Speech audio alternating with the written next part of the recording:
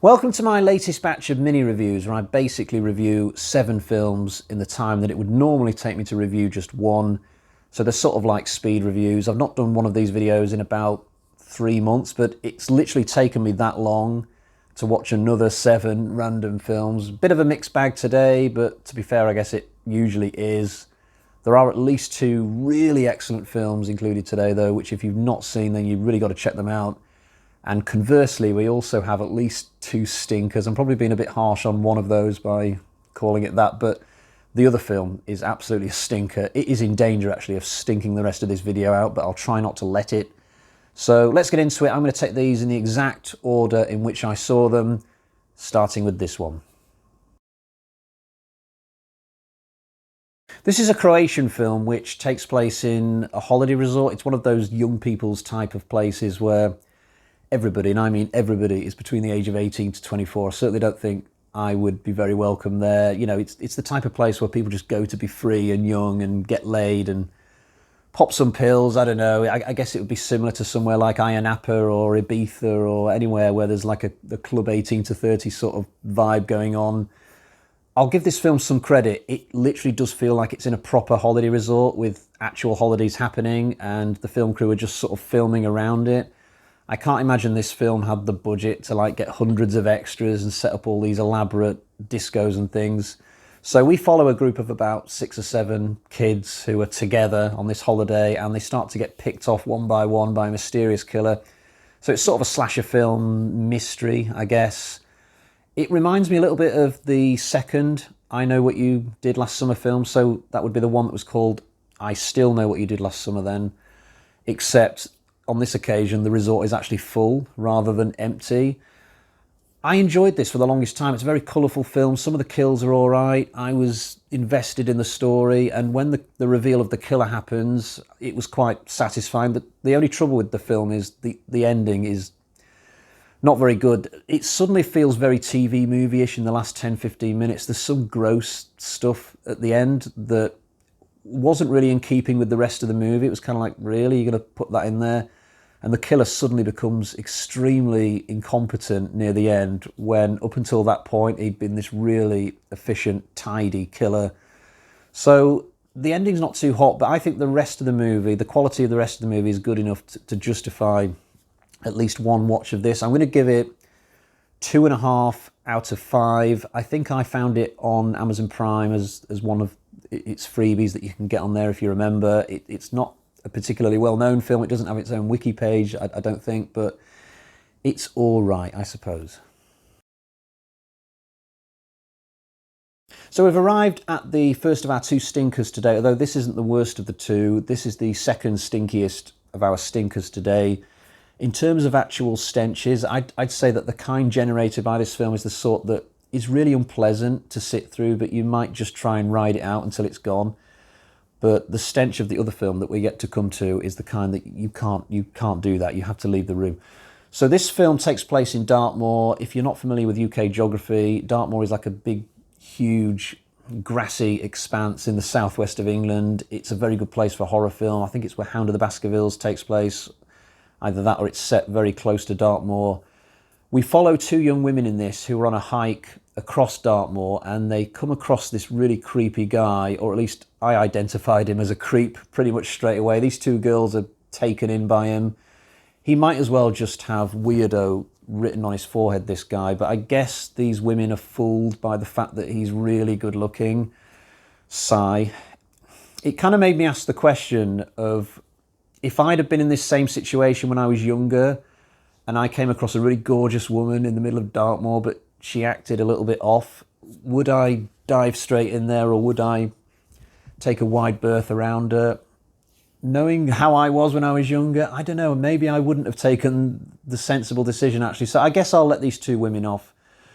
But all the way through this film, I was just waiting for this guy to flip and turn into a killer, and then we'll get the big cat and mouse chase for the last third of the film, which is pretty much what happens. If I compare this to a more famous horror film, I think I would compare it to Wolf Creek. But when I first watched Wolf Creek, I couldn't tell for the longest time whether Mick Taylor was actually the killer or not.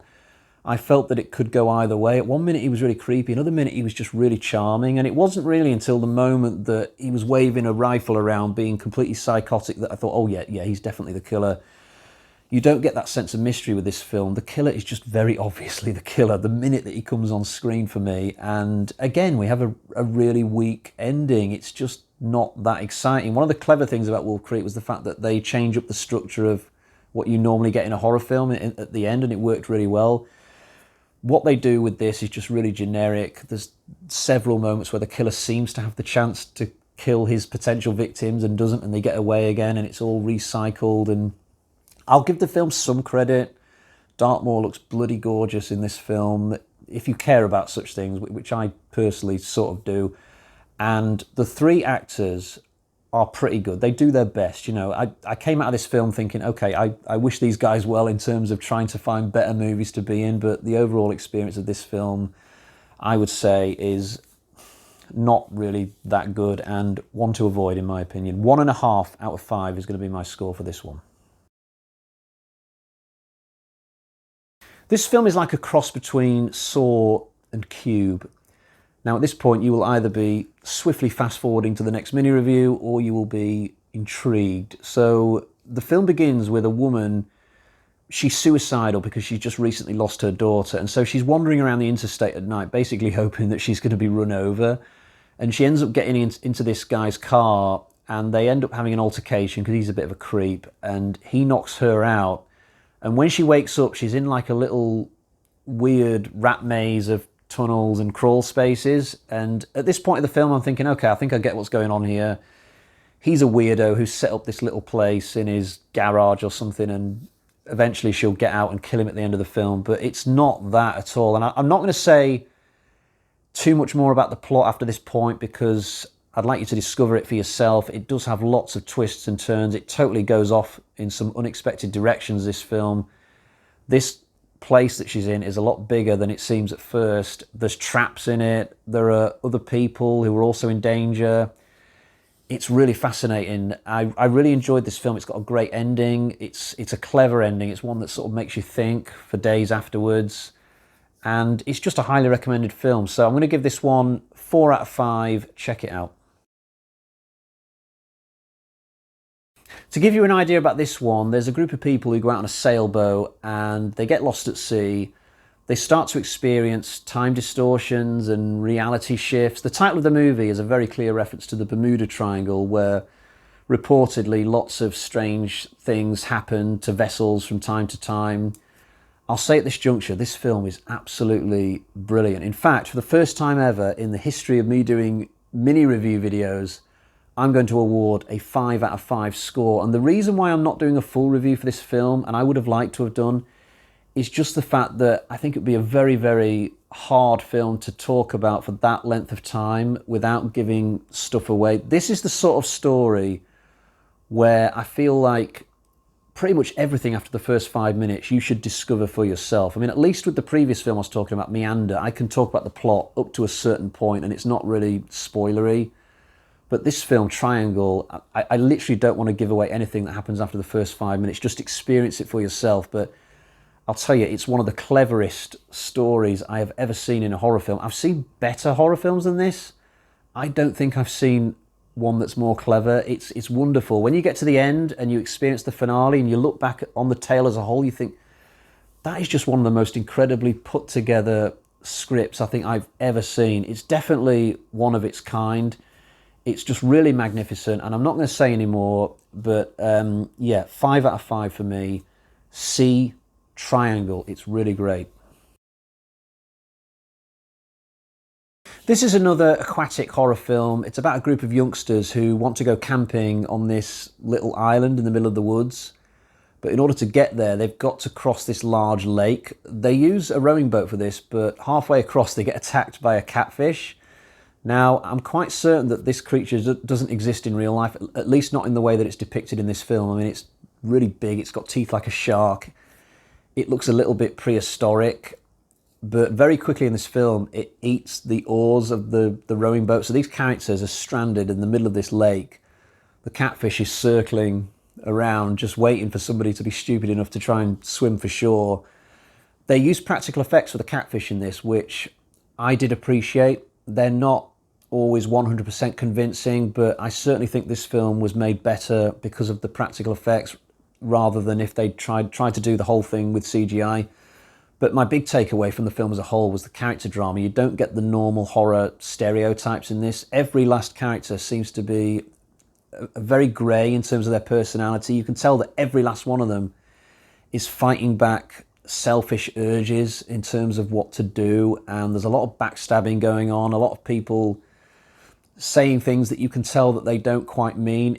It's almost like there's an entire other horror film going on inside the rowing boat, regardless of anything that the catfish might be doing outside of it. And so I found this film a really fascinating watch.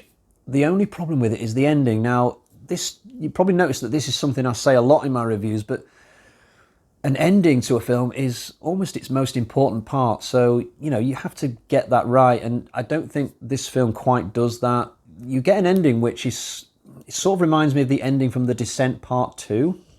But on the whole, this is absolutely worth a watch. I did really enjoy it. I saw it on the UK version of Netflix. I don't know if it's available on the US Netflix at the moment or not. If it is, give it a try. I'm going to give it 3 out of 5. So now we've arrived at that foul-smelling one that I warned you about earlier, the really bad one. I think this is another Croatian film or Slovakian or something like that. It's definitely subtitled from what I can remember. The synopsis of it doesn't make it sound that bad. So it's about this female scientist who has figured out how to reverse the aging process, but she's only been able to figure that out for men. She doesn't know how to do it for women yet, but her pharmaceutical company is not going to be able to profit off this drug unless she can figure out how to do it for both sexes. That was the gist that I got anyway. But in order to figure out how to do it for women, she ends up having to kidnap women, and she puts them in this, like, she's got one of those John Kramer jigsaw type industrial buildings that, you know, all horror villains seem to be able to afford. And she's hired all these ruffians and thugs to be the captors of these kidnapped women, and these women just get tortured basically and experimented on. And we have a heroine who is also kidnapped eventually, and she gets put into one of these cages. But this film, it just ends up playing out like one of those really bad rape revenge type things. For much of the runtime, it just feels like we're watching women being abused. And then in the last sort of 20-30 minutes, there's a revolt, the women get out, and the film seems to revel in the fact that these women are now getting to get revenge on their captors and the female leader of this institution. And I'm just sat there thinking, I'm not really bothered if they get retribution or not. It's just one big, long, nasty film. It reminds me of I Spit on Your Grave, the 2010 remake, which had lots of nasty stuff in it, but this film's not even got good gore. I mean, if you're a gore hound, you won't even find anything to enjoy here, because it's not necessarily a really gory film. It's just a nasty film. It's got a really evil kind of nasty undercurrent, and I sat through the whole thing like, Jesus, I had high hopes for this when I put it on, and it's just got worse and worse. It's long as well. It's like 2 hours or just past 2 hours. I had to watch it in 2 sittings, and I might not have gone back for the second sitting, but for the fact that I thought to myself, I've made it this far. I really like to do another mini reviews video, so if I can just finish this film, then that's one more towards my total of 7, but it's a nasty, vicious little film, this. I'm going to give it 0.5 point out of 5, and the only reason I'm giving it 0.5 point is because I think the main actress in this is a really good actress, and I hope she goes on to do other films that are a lot better than this. I felt sorry for her having to be in this because she's really good, but the rest of the film is just atrocious. So last but not least, definitely last but not least, we have possibly the best known of all the films in today's video. I think The Reef has a pretty solid reputation. It's another aquatic horror film. You're probably starting to realise by now, if you didn't know already, that I do really like this subgenre. So at the start of this film, we've got a group of people in a sailboat, and they head out to the Great Barrier Reef. Their little boat gets skewered on coral, and they all end up in the water. The boat at this point is totally useless. The leader of the group, there's 5 of them in total, he thinks they should head to this little island that they were at earlier in the film, but the trouble is it's about 12 miles away by his reckoning. So that's the setup of the film. They've got to swim all that way through shark-infested waters. Not an easy thing to do. I think I would maybe fancy my chances of making it a couple of miles. 12 miles of swimming in the ocean sounds hard. But these characters give it a go, and there's quite a good bit of tension in this. You know, the shark attack portion of the film takes quite some time to come, so the tension builds up nicely. I like the characters. Nobody bitches and bawls in this, which you sometimes get in this type of movie. The characters, for the most part, stay quite calm. I mean, occasionally somebody cries or panics a little bit, but there's nobody like shouting recriminations and "why did you get me into this" and all that crap. Saw a film called Great White recently, a similar type of film, but there was loads of stuff like that in it, and it just got on my nerves completely. But in this film, characters are pretty decent. There's not much in the way of inventive shark kills or anything like that. The kills themselves are pretty dull. And the film gets a little bit repetitive when it moves into the third act, because by this point we've spent so long with characters just paddling in the ocean that I kind of yearned for something a little bit different, for the story to shake things up a bit, go in a different direction maybe. I had a similar sort of complaint with one of this director's other films, Blackwater. Andrew Traucki, I think his name is, who directs this.